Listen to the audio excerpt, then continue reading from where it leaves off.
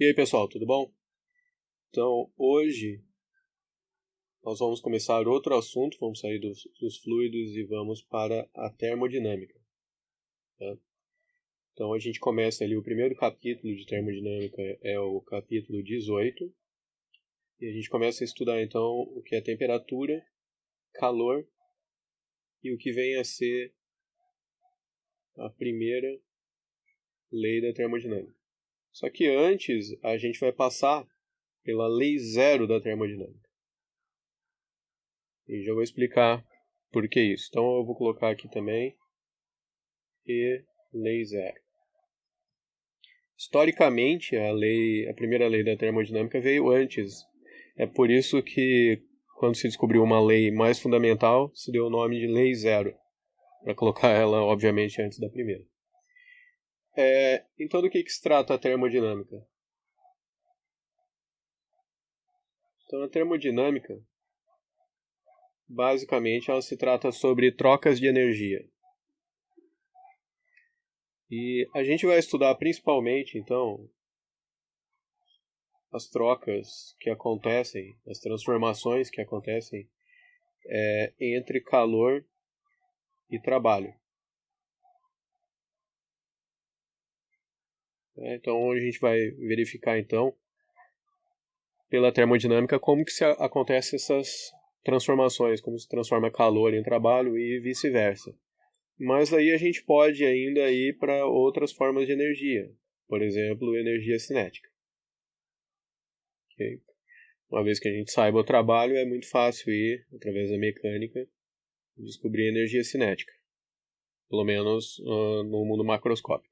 Depois a gente ainda vai ver no mundo microscópico como que acontece isso. Muito bem. O primeiro conceito aí que a gente precisa é o conceito, obviamente, de temperatura. Os conceitos mais fundamentais aí da termodinâmica. A temperatura, ela é uma das 7 unidades fundamentais do Sistema Internacional de Unidades.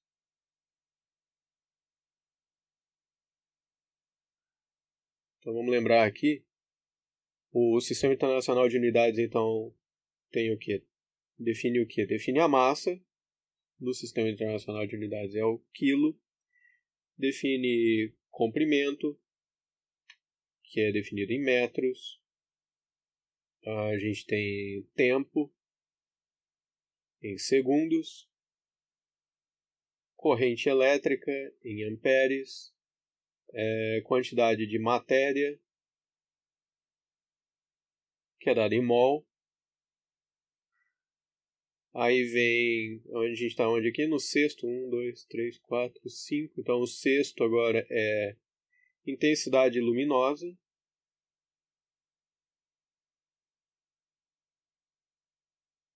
Que é dado em candelas. E, por fim, a gente tem a temperatura. Que é dado em quê? No Sistema Internacional. Após que muita gente aí pensou no grau Celsius, certo? Mas está errado. É o Kelvin. Tá? A gente está acostumado aí, então, com o Sistema Internacional de Unidades, diferente dos americanos, que utilizam o Sistema Real de Unidades. A gente está acostumado a usar o quilo, metro, segundo, até ampere, mol. Então a gente está acostumado no dia a dia com o Sistema Internacional de Unidades. E daí a gente acaba pensando que o grau Celsius faz parte desse sistema, mas não faz. É o Kelvin. Ok? Não se esqueça disso. Embora não exista, em princípio, uma temperatura máxima no universo, nós sabemos que existe uma temperatura mínima, que é o 0 Kelvin. Observa que eu falei 0 Kelvin, não 0 graus Kelvin. Por quê? Porque a escala Kelvin ela é uma escala absoluta, ela não é graduada, como a Celsius. A escala Celsius é uma convenção, e ela é baseada em diferenças de temperatura a partir de padrões. A gente vai ver aí, então, a água em ebulição, a água em congelamento. Não é o caso com a escala Kelvin. Ela é uma escala absoluta e ela é baseada numa teoria, numa função. A gente vai inclusive mostrar ela. Para comparação, a 0 Kelvin ela corresponde a menos 273,16 graus Celsius. Então, essa é teoricamente a menor temperatura possível no universo. Bom, então o que vem a ser essa lei zero da termodinâmica? Vamos começar aqui falando sobre termômetros. Então, o que é um termômetro? Um termômetro é para medir temperatura. Muito bem. Mas ele é baseado em quê? Ele é baseado em duas coisas. Você precisa de algum fenômeno físico e de uma escala para poder fazer a medida. Certo? Essa escala pode ser Celsius, Fahrenheit, pode ser Kelvin e assim por diante. É uma forma de dividir ali diferenças de temperatura, né? Nessas duas aqui. E o fenômeno físico? O fenômeno físico é alguma propriedade de algum material que é modificada com a mudança de temperatura. Então, por exemplo, você pegar uma quantidade aí de água, um certo volume, e você aquecer essa quantidade aí de água, o que vai acontecer? Então, a gente já está acostumado com isso acontecendo no dia a dia, a gente sabe que o volume de água vai aumentar. Então, a gente vai chegar em um volume maior do que o anterior. Essa é uma propriedade física que pode ser utilizada para medir temperatura, se você conseguir fazer uma escala para isso. Uma mais fácil seria, por exemplo, a mudança que uma barra fina aí de ferro passa no aquecimento. Você sabe que se você aquecer uma barra de ferro, o que acontece com ela?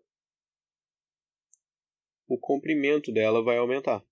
Então aqui você tinha um certo comprimento L1, aqui nós vamos chegar a um comprimento L2, maior do que o anterior. Mas o volume não varia? Varia, só que essa variação é proporcional ao comprimento. Então, como o comprimento lateral aqui dessa barra é muito pequeno, a variação também vai ser pequena e você quase não vai enxergar. O que você vai enxergar mesmo é esse comprimento maior aqui. Então você vai ter o que eu quero dizer é que você vai ter uma diferença na barra muito mais visível. E é claro que isso pode ser usado para a construção de um termômetro. Falando em termômetros, os termômetros convencionais são baseados nesse fenômeno, o fenômeno da expansão térmica. Você tem um termômetro, por exemplo, na escala Celsius, então ele está graduado, e você tem o que dentro dele? Você tem ali um compartimento com mercúrio. Você aquece esse termômetro, o que acontece? É claro que o mercúrio se expande, assim como a barra de ferro. Ele se expande e você pode verificar aqui qual foi a temperatura, qual é a nova temperatura dele. Outra propriedade que nós também vamos utilizar aí é a mudança de pressão em um gás confinado. O que quer dizer o gás confinado? Quer dizer que o volume dele não pode variar. O gás, como você sabe, é colocado em um compartimento, ele assume o volume desse compartimento, o volume 1. Esse gás, ele está a uma certa pressão, ele exerce uma certa pressão sobre esse compartimento fechado ali, sobre as paredes dele. Se você aquece essa caixa onde o gás está, o que acontece?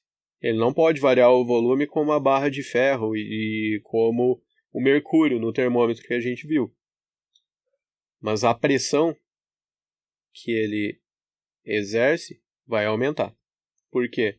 Porque as moléculas do gás dentro da caixa vão ficar muito mais agitadas. É essa agitação molecular que causa a pressão que a gente observa.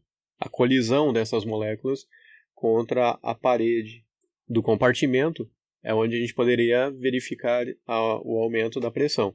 Então, a pressão depois do aquecimento do gás é maior do que a anterior. É algo que você verifica no dia a dia com, por exemplo, panela de pressão. Você coloca a água dentro da panela de pressão, você aquece ela no fogo, o que acontece? A pressão lá aumenta, o gás começa a querer escapar pela válvula.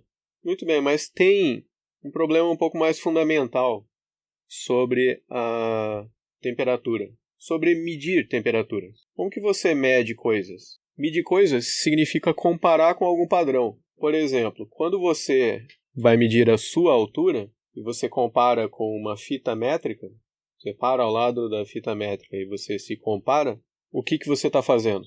Em última análise, você se compara com a fita métrica e essa fita métrica foi construída pela comparação com um padrão. Esse padrão foi definido, no caso do metro, foi definido pelo Bureau Internacional de Pesos e Medidas, que está em Paris.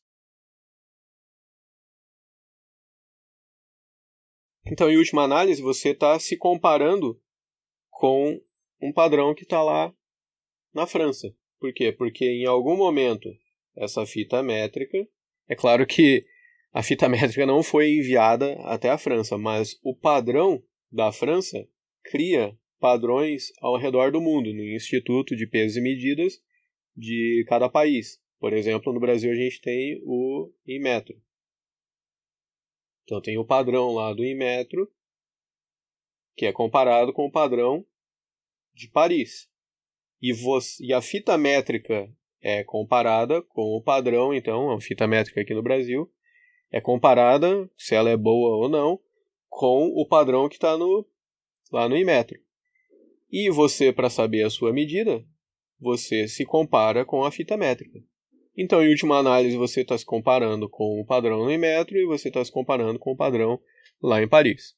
O que eu estou dizendo é o seguinte: seja um objeto A que tem a mesma medida que um objeto B, então você tem a mesma medida que um objeto B. E daí esse objeto B tem a mesma medida que um objeto C, então a gente está dizendo que o objeto A tem a mesma medida que o objeto C. Claro que foi feito indiretamente, mas é algo que comumente, naturalmente, a gente aceita. Com a temperatura tem que acontecer a mesma coisa.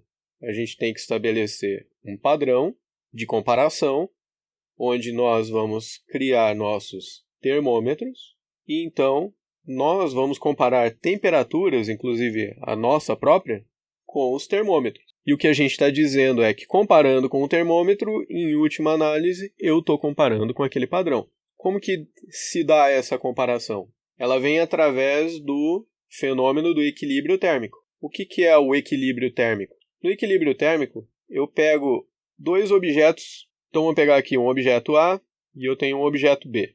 E vamos dizer que esses dois objetos estão a temperaturas diferentes. Então, eu tenho o objeto A, está uma temperatura A, e esse objeto B está uma temperatura B. Vamos dizer aqui que, primeiramente, eles estão isolados um do outro, eles não estão em contato. Daí você coloca esses dois em contato, o objeto A e o objeto B, o que começa a acontecer aqui? Começa a acontecer uma troca de calor. Então, o objeto B, por exemplo, se ele tiver uma temperatura maior do que a temperatura do A, ele vai passar energia na forma de calor para o objeto A. Ou seja, passando energia para lá, a temperatura dele vai cair um pouco.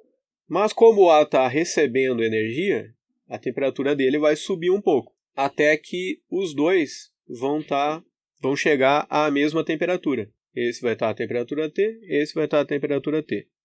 Vamos chamar que T é a temperatura final.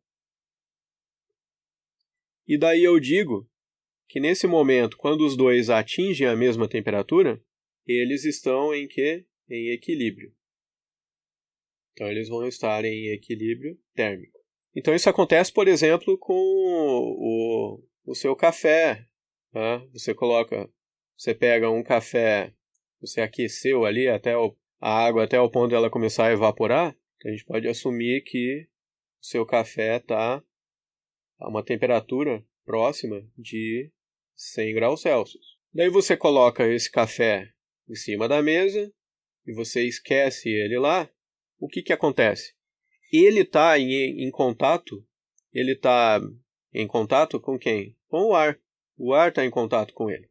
Se o café está a 100 graus Celsius e o ar está, por exemplo, a 23 graus Celsius, uma temperatura aí normal para a atmosfera, o que vai começar a acontecer? O café vai perder calor para o ar. Então o ar, em tese, ele vai começar a aquecer. E o café, então a temperatura do ar aumenta. E a temperatura do café diminui. É claro que como tem muito ar em volta dele, a temperatura do ar não vai variar muito. Talvez ali aumente um pouco, ali 23,5 graus Celsius. Mas como tem muito ar ao redor, a temperatura dele não vai aumentar muito. E a do café é que vai diminuir bastante. Se a gente colocar isso aí isolado numa caixa, então a gente poderia ver isso acontecer melhor.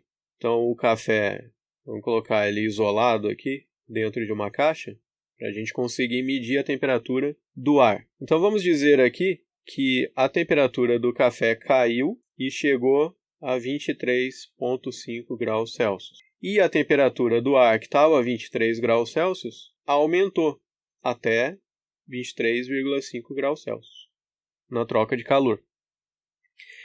Quando os dois atingem a mesma temperatura, então a gente diz que está em equilíbrio térmico.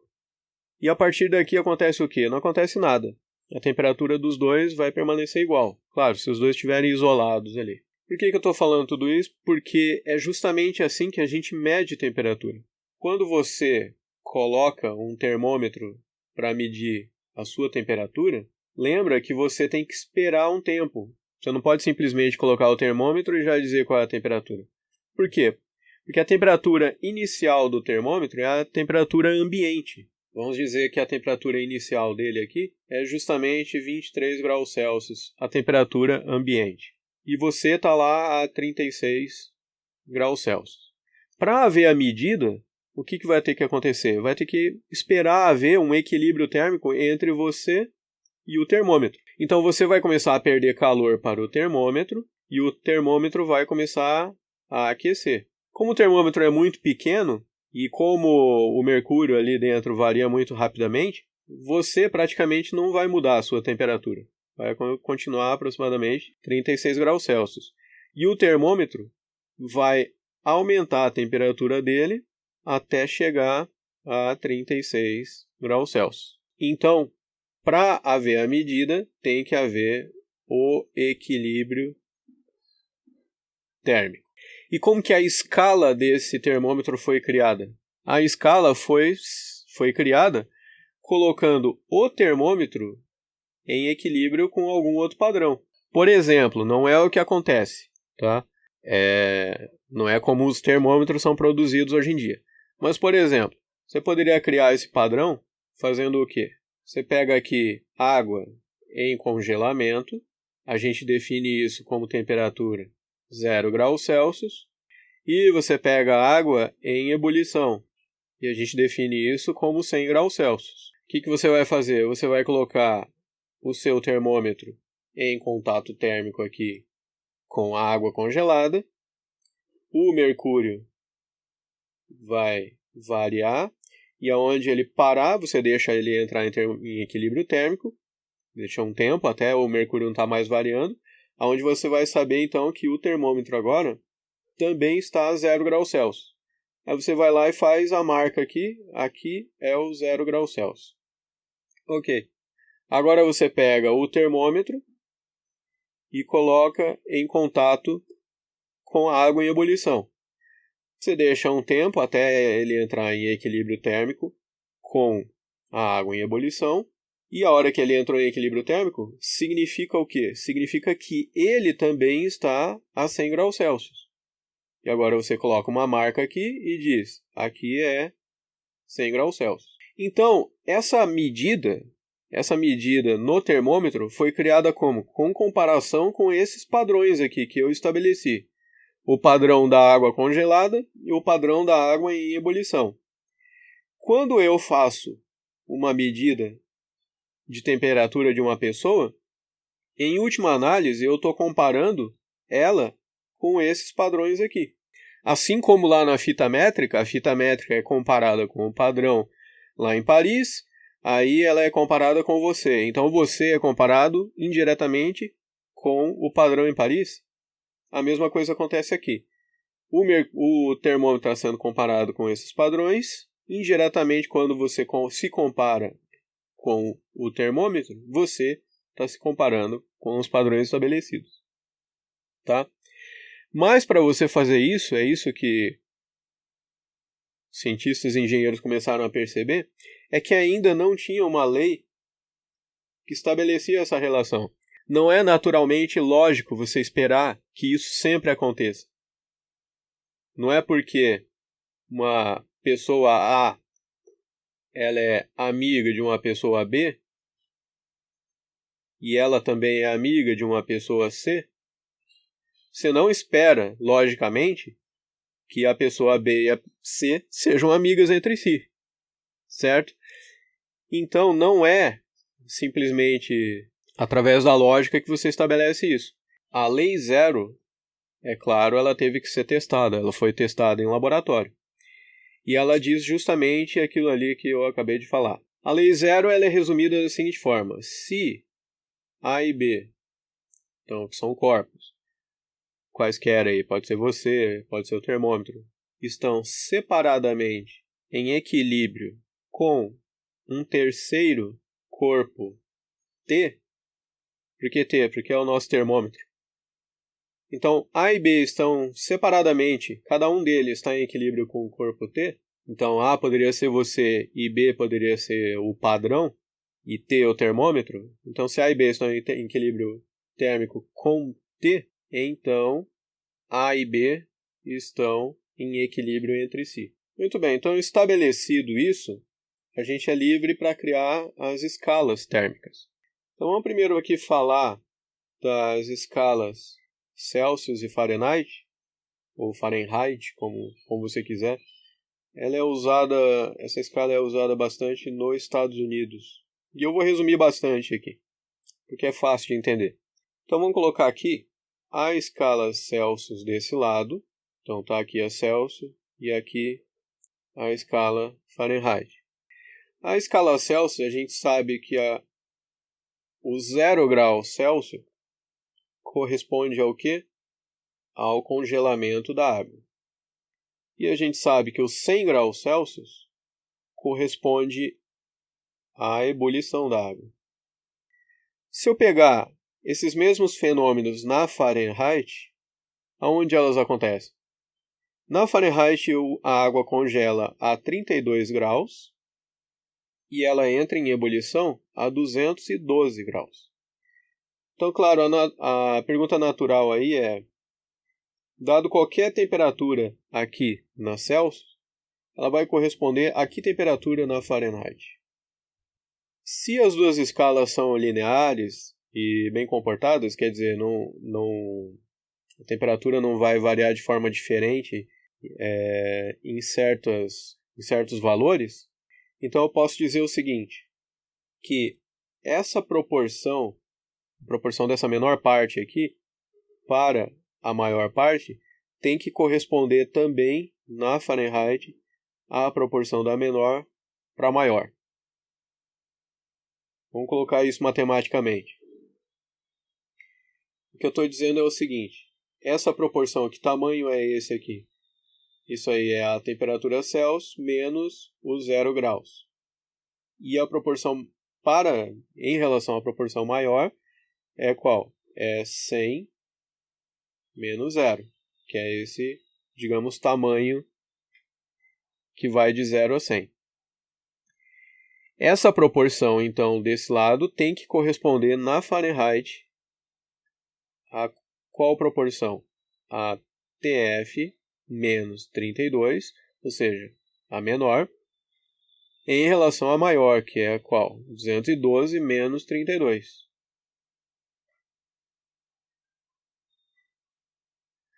Então, isso aqui, claro que a Celsius aqui ela ficou simplesmente TC sobre 100, e aqui ficou TF menos 32 sobre 180. Aí você pode escolher, eu quero saber a temperatura Celsius em relação a Fahrenheit ou o oposto. Como está fácil aqui, vamos colocar a Celsius em relação a Fahrenheit. Então eu passo 100 para o outro lado, fica 100 dividido por 180, TF menos 32. E já está pronto, o resto aqui é só questão de simplificar. Então a gente pode dividir ali por 20 em cima e embaixo, fica 5 nonos TF menos 32. Então está aqui a correspondência da temperatura em Celsius em relação a alguma temperatura em Fahrenheit. Já vai fazer uns exemplos aí. Mas a gente pode inverter também, se a gente precisar. Vamos inverter aqui, então a gente passa o 9 multiplicando, 5 dividindo, então fica 9 quintos. Temperatura Celsius igual a TF menos 32. É claro que isso vai me dar a formulinha aqui. TF é igual a 9 quintos de temperatura em Celsius mais 32. Ok? Então aí é a transformação de Celsius para Fahrenheit. Vamos fazer alguns exemplos aqui de temperaturas comuns para a gente ter uma noção aí do que isso significa. Então, o primeiro exemplo aí é temperatura normal do corpo humano. Então, a temperatura normal do corpo humano fica ali entre 36,5 ou até 37 graus Celsius. Isso corresponde a qual temperatura em Fahrenheit? Então, basta usar aquela equação que a gente encontrou. Então, a temperatura em Fahrenheit é 9 quintos da temperatura em Celsius, nesse caso é 37, mais 32. A temperatura em Fahrenheit vai ser 98,6 graus Fahrenheit. Tá? Então veja aí que 100 graus corresponde a realidades muito diferentes dependendo da sua escala. Vamos pegar outro exemplo aqui. Qual é a temperatura confortável para se estar no dia? A temperatura gira em torno de 23 graus Celsius. Essa é uma temperatura confortável para se estar. Ela vai corresponder a qual em Fahrenheit? De novo, é só colocar ali na equação 9 quintos de 23 mais 32. Isso vai dar 73,4 graus Fahrenheit. Muito bem, vamos mudar agora de escopo aqui. Vamos perguntar a variação, e não a temperatura, mas a variação de temperatura de, vou colocar aqui 1 grau Celsius. Eu quero saber a variação de 1 grau Celsius numa temperatura. Então, por exemplo, eu estava a uma temperatura de 35 graus Celsius. Eu passei para uma temperatura de 36. Essa variação corresponde a qual variação em Fahrenheit? Então, observa. Quando eu digo variação, eu digo que estava a uma certa temperatura, vamos chamar aqui de temperatura em Celsius. Então, a temperatura em Celsius 1, e variou, pode ter subido, pode ter descido, vou colocar aqui subindo até uma temperatura em Celsius 2. Isso vai corresponder a qual variação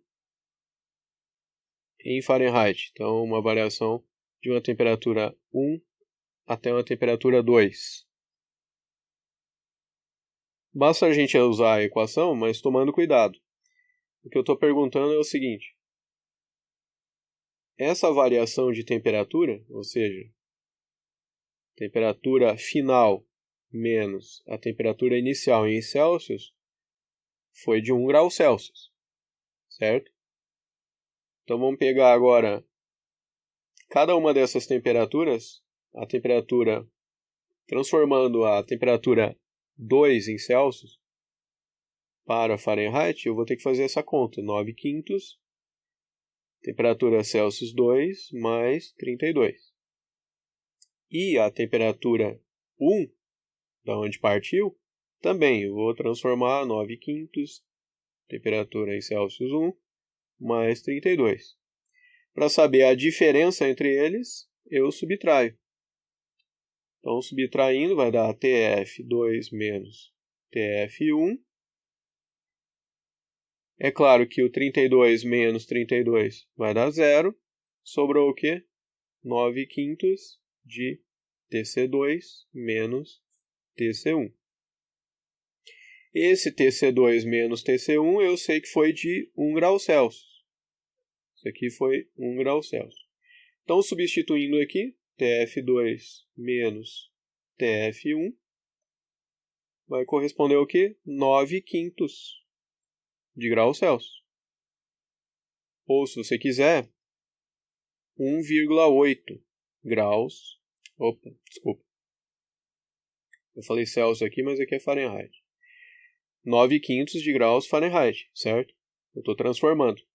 Então, isso corresponde a 1,8 graus Fahrenheit. Então, uma variação de 1 grau Celsius corresponde a uma variação de 1,8, quase 2 graus Fahrenheit. Tá bom? Por quê? Porque são escalas graduadas. Elas são graduadas partindo de alguma diferença de temperatura.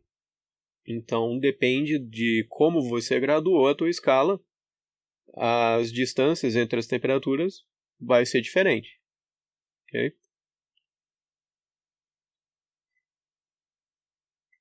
Muito bem, como último exemplo, vou pegar um exemplo do Haliday.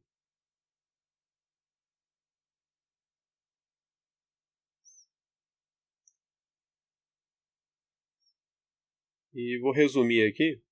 Mas ele diz o seguinte: digamos que você encontrou uma civilização antiga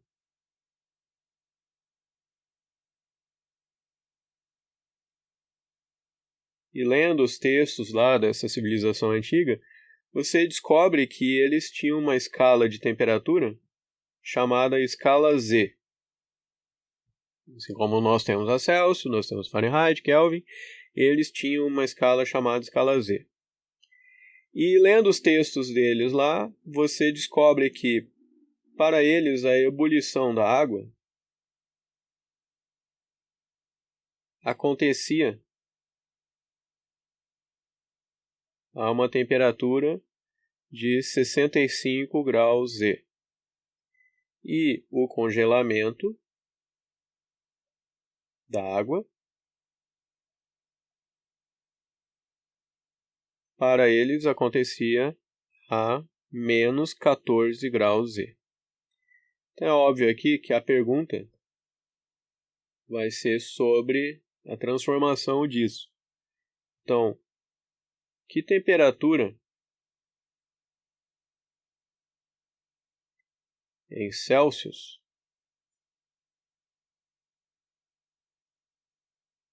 corresponde a uma temperatura Z de menos 98 graus Z. Para fazer isso, a gente vai ter que criar essa escala, essa transformação, assim como a gente fez entre a Celsius e a Fahrenheit. Então, vamos aqui? Então, lembra lá, vamos colocar aqui a... Desculpa, falei Celsius, Fahrenheit, mas é Celsius e essa escala Z. Então, o congelamento acontece a menos 14, e eu sei que na Celsius acontece a 0 graus. Eu sei que na escala Z a ebulição acontece a 65 graus, na Celsius acontece a 100. Então, a pergunta qualquer temperatura Z corresponde a qual temperatura em Celsius. Eu recomendo que vocês façam assim: encontrem a equação primeiro e depois substituam a temperatura que ele pediu. Porque em provas é comum eu ver as pessoas errarem por não fazerem isso. Justamente porque a gente tem uma temperatura negativa aqui, e uma temperatura negativa aqui, às vezes causa confusão. Tá? Então vamos fazer lá a regra aí das proporções, o menor em relação ao maior, que tem que ser igual nas duas. Então é claro, a temperatura em Celsius sobre 100 vai corresponder ao quê? A Tz menos 14. Toma cuidado. Sobre 65 menos 14. Aí está uma origem de erros em provas. Então tomar cuidado com esse negativo. Então Tc sobre 100 fica Tz mais 14. Ali é 65 mais 14, então dá 79. E se a gente quer transformar de temperatura Z para Celsius, então você isola a Celsius aqui. Fica 100 dividido por 79, Tz mais 14. Muito bem, então agora nós temos a regra de transformação. Agora sim você transforma aquela temperatura. Então, a temperatura era de menos 98 graus Z. Então vamos colocar aqui 100 por 79, menos 98 graus Z, e aí na equação ali mais 14. Fazendo essa conta aí, a gente tem aproximadamente menos 106,33 graus Celsius. Então, a temperatura deles de menos 98 graus Z corresponde a menos 106 aproximadamente graus Celsius. Ok? Então eu deixo com vocês aí transformar essa temperatura para Fahrenheit. Bom, como exercício. Isso aí, galera. Abraço e até mais.